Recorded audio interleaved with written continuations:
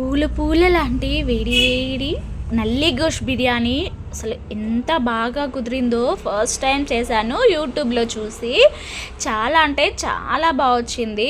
దీనికోసం నల్లి bones separate, mutton keema separate తీసుకొని అయితే వండాను. చాలా అంటే చాలా బాగుంది. మసాలాలు అవన్నీ కూడా ఎక్కువ అయిపోయినాయేమో అనుకున్నాను, కానీ ప్రాసెస్ మాత్రం చాలా చాలా లాంగ్ ఉంది. మధ్యలో కొంచెం కన్ఫ్యూజ్ అయినా దాన్ని అయితే నేను సెట్ చేసి పర్ఫెక్ట్గా చేశాను. ఈ బిర్యానీ చాలా డేస్ నుంచి నేను యూట్యూబ్లో చూసి చేద్దాం అనుకున్నాను, కానీ కుదరలేదు. పిల్లలతో ఒకసారి రెస్టారెంట్కి వెళ్ళాను కదా, అప్పుడు చూస్తే 900 వరకు ఉంది.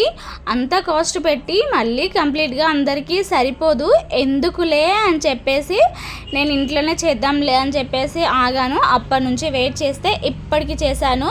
మళ్ళీ ఒకసారి కంప్లీట్గా తీసి ఫుల్ వీడియో అయితే పోస్ట్ చేయడానికి ట్రై చేస్తాను. వీడియో నచ్చితే ప్లీజ్ లైక్ అండ్ సబ్స్క్రైబ్.